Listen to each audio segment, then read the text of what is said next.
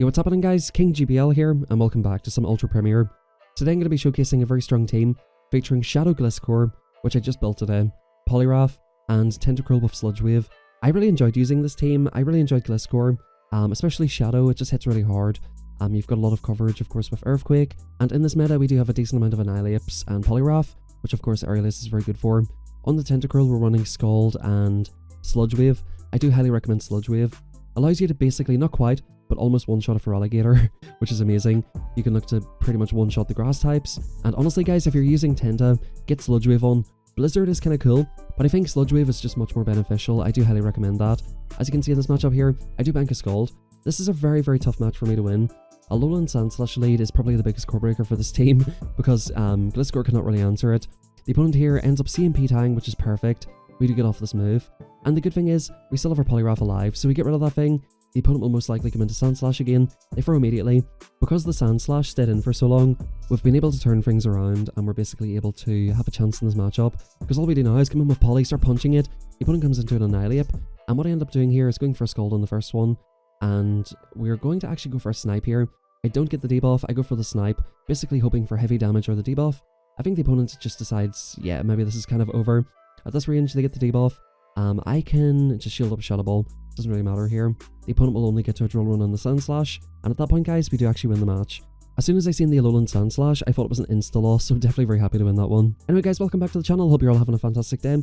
Do me a favor as always, drop a like, subscribe, and in the next match, we do have a bit of an awkward Pokemon. The opponent swaps straight out, though, which is great. I can actually look to go for a little Chipper McDipper here.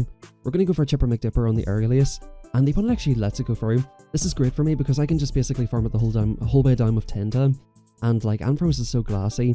One Scald pretty much gets it super low, and because of this energy lead, they're not really going to be able to farm us down from here. They still have to throw moves, and we should hopefully be able to get off too. I'm going to go for a friggin' throw. Should have went for a 1-and-throw just in case I do get the debuff, meaning that I'll take less damage and I'm more likely to get to the next move. The opponent here is committing to the farm down. Unfortunately for them, they're not quite able to make it. Now at this point, I was thinking the opponent might have like a Zap Cannon or something. They just about get the farm down, but I decide like Gliscor can tank any move here. We resist all of the electric moves. Most likely will be Brutal Swing, bang, that goes through, and in comes a Pidgeot. We come straight into Poly, and I just said to him, you know what, bro? Brave bird me daddy. Brave bird me daddy. The opponent said, okay, fuck you, buddy, I'll brave bird you. We come back into the Gliscor. The opponent is debuffed here, so I was sort of pretty fine with this, right? Like, if they debuff themselves, these wing attacks are going to be chunking. We've got 2 shields. Of course, this is the most obvious Feather Dance you'll ever see in your life, but I thought that last time. They could have just brave birded again for the memes, but this is game over here. One Aerialist does not quite KO, but we can farm it the whole way down, and that's good games. Hopping into the next battle here, we do have Annihilate in the lead. Fantastic. The opponent's staying in. I go for 5, pause the turn for the move. The opponent lets it through, and I go for a catch. So yeah, I'm like, you know what, Shadow Ball me big boy. They go for a Night Slash and the top left. Good games, well played. Hopping into the very next game, it's a good lead, so this is a little bit tricky. We can go for an Earthquake, which would do heavy damage, not really threatening to them. They can go for Aqua Tails. I try to catch it unsuccessfully, and the opponent's farming up just an absolute ton of energy. They're going to go for Power Whip and go into their Spider of Death here. I could be going straight Scald here. I did want to get the damage down, because I reckon I live a move, and it sort of makes sense that the opponent will just let this go. I have a Gliscor, which basically walls the entire moveset. They go straight for that. I go for the Icy Wind. I think I would have made it to the Scald, so I should have just went for it. But I'm pretty happy here because I don't necessarily need Swap. I think I need energy more than Swap. The opponent goes for a move here. They end up going for a double resisted discharge, or sorry, single resisted. They could have went for a lunge, which would have debuffed me. And I think I'm pretty fine here because I'm just going to YOLO the Earthquake on the Goodra. The opponent probably expecting an Earliest, or not. What do I know? In comes Tentacruel. In comes Tentacruel. Tentacruel versus Tentacruel. I go for a Scald. I hope for the debuff. The opponent says, nah bro, no debuff for you. They hope for the debuff. I'm gonna no shield. No debuff. Okay, so now I'm gonna go for the debuff. Okay, we don't get the debuff. Now the opponent's gonna go for the debuff. Okay, so no debuff, so looks like we're gonna have to swap into Gliscor here. The opponent gets off a move. Maybe I could have shielded this, but I just didn't think this was useful at this point. I definitely should have just shielded, maybe. I think my mistake in this match was not going for the big moves on Galvantula. Maybe go for the big move second time around. Yeah, if I get a little bit more health on my Poly. I think they just get extra farm of Tenta though, so that was just a little bit tricky. In the next match, we have a Venusaur lead, and we come into the Poliwrath. Mandibuzz is not really a great answer to Poly, because what I like to do here, of course, is shield up the first move. Go for the debuff. We're debuffing Andy's here. I'm debuffing Danny here. We're going to go for the straight away bang. That's going to do a decent amount of damage. Mandibuzz just really is not an answer to Poly, and that's one of the things that makes this Pokemon kind of OP, especially in Ultra League. Super bulky. It's kind of like the Ultra League Medicham from a few seasons ago. Look at this, we're taking out the Flyer. This is like OG Medicham versus Noctowl action here. We just basically run through this Pokemon. The counters are neutral, the Icy Wind is super effective. However, we're just debuffing the opponent, so like, yeah, this is not threatening at all. We come out with Energy, which will threaten the Venusaur. Now, I thought I could get to 2 moves, which is why I went for the debuff immediately. If you don't think you're getting to 2, let them farm you down faster and then throw it at the end. I thought I would get to 2, and I did make it. I go for an aggro swap, the opponent aggro swaps into Greedent, and yeah, this should be basically game over. Greedent is super spammy, but their Venusaur is so low. They are in Trailblaze, which is kind of interesting, so they might be able to kind of spam their way through this matchup, but yeah, I think we're basically in a fine position here. Again, I don't think I'm getting any Scald debuffs here, right? We definitely need to get this attack down a little bit. They go for another Trailblaze. I'm going to go straight for this. Of course, I want to get them down as quickly as possible. But yeah, this is basically a formality at this point. We're going to, I think, just let the Tentacruel go at this point. I can look to come in, go for an Earthquake. The Venus got a lot of energy, so the opponent may not want to catch. We go for a nasty one-wing attack and catch here. The opponent is absolutely loaded. They do go for Body Slam, and yeah, at this point, I'm expecting the opponent to go for a catch. I know they've got at least a Frenzy Plant loaded, so I cannot shield this Body Slam. I do go for this move straight away, and thankfully the opponent does not catch it. If the opponent did go for the catch, they'd give up all this energy in Venusaur, and they would no longer be ramped up with the Trailblaze. So I was pretty fine just to YOLO it. If I do happen to catch it on the Venusaur, that's fine. I think I would have just about taken the match either way, because they would have needed to get 3 Body Slams off, which I don't think they would have been able to at that point. Dragonite lead, we're going to go for, I think, 5 and throw. Just look to chip them.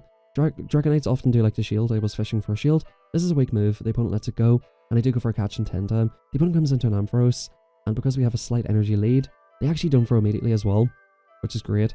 Because we have a slight energy lead, we can get to this move. The opponent actually lets it through as well, which is kind of insane. I decide to shield the first move, just in case they go for Zap Cannon. They built up to it. I thought they might have been on Zap Cannon. I'm going to get this next move off immediately, because if they bring back in Dragonite, we can basically look to jab them down, Scald the last Pokemon. Now that we've got this shield down on each side, we can actually still farm this the whole way down and come out with alignment. We're going to jab this Dragonite down, and I decide, okay, Poliwrath time. We're going to look to tank this move and basically permanently debuff whatever's in the back. Try to tag team something debuffed in the back. Yeah, I think the opponent realizes, like, if they shield this, I'll Earthquake them. If they no-shield it, I can wing attack them down. Kind of a very tough position to be in, so good games to the opponent. So yeah, I definitely was a big fan of Gliscor. I was always a little bit 50-50 on building it. Definitely super glad I done it. And interestingly, the opponent's staying in here. I pause the turn, make sure that they don't catch on something. They're clearly ABA weak to this Pokemon, and I decide, yeah, like, of course I'm going to shield a Frenzy Plant. It's neutral, it's going to hurt. They're definitely weak to this in the back, but they come into Gator, which is quite interesting. I come into the Poliwrath, which is a pretty good answer to Gator. All of the moves are resisted on their end, and we can just tank a few Hydro Cannons. However, Gator just hits so hard that it doesn't feel like resisted moves. Definitely feels like they're hitting me with just kind of normal moves here. Because look at the Shadow Claw damage go through, even with the 1 debuff. This is kind of tricky, actually. It's kind of awkward. I didn't really know what to do at this point, because if I shield, I'm down 2 shields. So I sort of have to let it go, and just kind of hope that Tenta can sweep it in the back, or Gliscor. I was just banking in the fact that the ABA weak to it, and it is Lantern in the back, so this is kind of tricky. I go for the Aerial Bait. See, I thought the opponent would be on track with energy, and you might think, oh, what a great bait call. Was it though? Was it really? The opponent goes for Surf here. I'm like, okay, well, I'm going to die here, so I might as well just YOLO the Earthquake. And yeah, the opponent definitely was not tracking energy, because they just let it go through. They think, oh yeah, that's just an Aerial, bro. Why would I shield that? Yeah, that was an Earthquake, bro. I was baiting you. Honestly, I need to get out of this elo. You know, I think this elo is the biggest struggle. I really, really do. I'm sitting roughly at about 2400. I've been here for like 2 weeks, guys. I've been stuck here. This is the hardest elo in Go Battle League. I'm not lying to you. I've been up as far as 3350 last season. I've been on leaderboards twice last season. Like, I've been up there with the best of the best, right? This is harder. I'm telling you now. Because people just are not tracking energy. Like, everything is much more unpredictable down here, I find. Anyway, guys, they come in with a Skelly McDurgleton. I don't know what sort of name that was supposed to be. They shield up the move, they get the debuff, which is great. And I'm trying to get to another move. I decide I'm going to shield here. They probably will go, oh, they do go for the Shadow Ball, which is kind of nice. We'll go for 2 and fro. And I think at this point, I think I'm actually on Dynamic Punch at this point, because I was just running into Lanterns, and I just wanted to have a better answer. The opponent comes into Clefable. We're going to YOLO the Earthquake here at this point. But, you know, because I've got the wrong moveset, quote-unquote, this is kind of tricky. I think I decide to let the Moonblast go, and basically put it on Tenta or Poly. We actually do make it to the next move. I think a better play would have been to get the form of Tenta. But the Skelly still has energy. We don't make it to a move, so they get extra energy here. And guys, I was just honestly hoping they would top left here at this point, because this is painful. We've got a double resisted Dynamic Punch and a single resisted Icy Wind. The opponent's not going to know what happened here whenever I throw this move. I think something quite lucky actually happens here, right? Watch this, right? We go for 2 and fro for... Okay, they get off their move, right? So the opponent probably knows I'm at the move here. So I go for 1 and fro for good timing. I think what happens here is the opponent puts their phone down. Look at this. They put their phone down. The opponent actually thought I went for the Scald in that situation. They were like, okay, well, this guy just wins, so yeah, whatever, I'll just go and do whatever I was doing. Good games to the opponent there. That's just... there's been so many hilarious battles today. Earliest coming in, this is going to chip the Charizard quite a lot. The opponent lets it through, and I don't really know what to do here, because Poly's kind of weak to this with the wing attacks. Blast Burn hits everything super hard. I was pretty sure they would go for it because they actually paused the turn, of course not looking to get caught on. They come into a Sylveon, which is kind of weird. A Sylveon safe swap is just weird. They do have Scythe Shock, so like at this point I'm thinking, okay, Charm, Poison Jab the whole way down. Charizard probably comes back in because I'm thinking it's double Charm. They do come back in with Charizard to a loaded Tenta, so if that's not an indication that they're weak to this in the back, I don't know what is. We're going to go straight for the next move, and I think I'll look to swap out here at this point. Poliwrath can potentially look to hit something. I think at this point we're back on Scald. I do go for an Icy Wind first, thinking I might be able to get off 2 moves here if I debuff the attack. I think that does end up being the case. We do make it to 2 Scalds. The opponent will come out with a ton of energy, and like we still have to deal with Charizard, so it's not like completely over. We do end up getting a Simul KO. I thought this was going to be a close match, but then I remembered I actually do have the Aurelius banked on the Gliscor here, so I can just basically shield whatever they throw and look to go for an Aurelius. So I think all I would have had to have done is just go in and eat the move on Tenta. Had they farmed me the whole way down, just eat the move on Tenta, farm it down and come out and just wing attack them, or sorry, Aurelius them. In comes the Annihilate here. We're going to look to go for, once again, a pause. I want to make sure I'm not getting caught on. And I think some of these are using Night Slash. They shield, I go into Tentacruel, which of course, all of the moves are resisted on both sides. And in comes Lantern. This is why I'm talking about Sludge Wave Tenta. It's going to do like 50% of the Lantern, or it'll get them down to below 50%. The opponent will probably go for the move straight away here, the big Thunderbolt. I decide, like, if I can sort of take swap, or get a final shield off the opponent, that would be ideal. I farm up to just before the next move. Because this is Ultra League, the Sparks aren't hurting too much.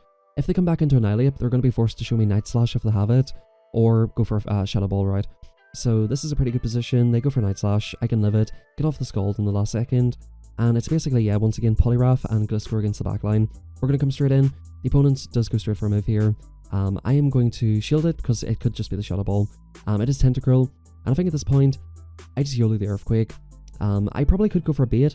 The opponent does not know what I have in the back, so like maybe they just let it go. Trying to call a bait as a win condition, but it does allow the opponent to get a lot of extra farm. Now luckily for me, the opponent froze in CMP tie. We do get a nice little chip here, and we're pretty much fine here. Poliwrath more or less resists all these moves, right? Unless they're on Sludge Wave like me. We resist all these moves. We're going to come into Poly, and we're just going to try our best to cheese our way through it. We definitely don't want to get caught on. Getting caught on might be a lose con at this point. They do go for Acid Spray here. I'm going to go for a Scald, because it is the harder hitting move. And I think once we land this, we should be chilling. Or so I thought. The opponent gets off another Scald here. At this point, I thought the Ape was almost dry. They're actually only 2 off the move, so this potentially is a huge throw. I thought they were 3 off the move. I thought they were on 2. I get out of there, clear my debuff onto the Tenta, and farm them down to 1 HP. The opponent just free energy, so we should be fine here. And yeah, good games. We made it a little bit more difficult than it had to be, but we do get the win there. Yeah, like I said, guys, I do recommend this team. I do actually quite like it. I think Gliscor, I didn't quite see everything I wanted to see, but it worked very, very well. It was very strong. If you're thinking about building one for Ultra League, I do recommend it. The opponent comes into a Venusaur here. This is going to be looking interesting for them. I'm going to no-shield the Frenzy Plant, because it's like, oh well, I'm going to lose this matchup. I'm going to farm up to just 1 before the next Frenzy, and you know what? Go big or go home. Is the opponent expecting it? No, they're not. They get absolutely clapped. The opponent takes a minute here to think about what to come into, and if they come into this, unfortunately, yeah, I thought we might have been able to get off one more on the Feraligatr. They did come into Goodra though, but this is a much better position to be in. I put the Poly on the other thing. The name of the game here is Chip Chip Chip. The opponent's got some energy banked. I go for an aggro swap here. The opponent goes for an aggro swap and straight to the Hydro Cannon. Now you might think, yeah, Poliwrath versus this thing, great matchup. But like, look how close they can make this match. It's actually kind of ridiculous. They had so much energy lead, so that definitely is a factor here. I'm going to shield up the second move, get off Icy Wind. Of course, look to debuff them a little bit. But this is not completely over yet. Like, Goodra is still alive in the back. They're up a shield, and they do make a last second move here. Maybe I should have shielded this move, but I figured, oh, they go for Ice Beam, which does a little bit less damage. I figured I can get off an Icy Wind, and they're basically in Wing Attack down range anyway. If I just debuff them, we can counter them the whole way down, or Wing Attack down. We go for a catch here, an absolutely unnecessary catch. With the debuff, that does not do much damage, and the opponent sees the writing on the wall. Gliscor is a very cool Pokemon. I hope that in next season's move update, they give this Pokemon a cheaper move. Earthquake with the nerf, and with the pacing, it's just super slow. It takes 9 wing attacks to get to it, which is just very, very slow in today's day and age. I think if they give it Dig, give it Drill Run, give it anything that's a little bit more, you know, cost effective, I think it'll be a fantastic Pokemon, honestly, especially in Ultra League. I think we do need some more ground coverage in Ultra League.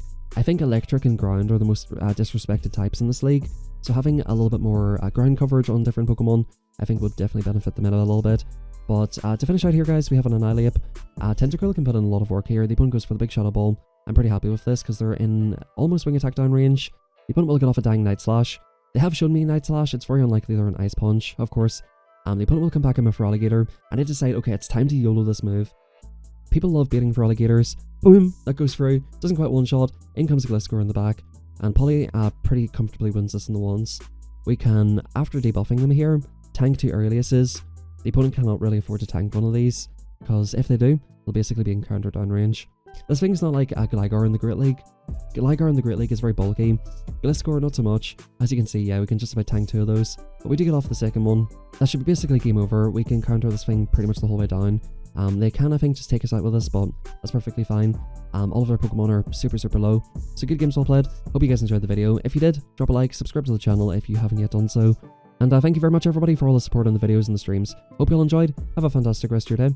I also have a Discord and Twitter in the description down below. Feel free to get involved. Thank you, everybody, and I'll catch you all next time.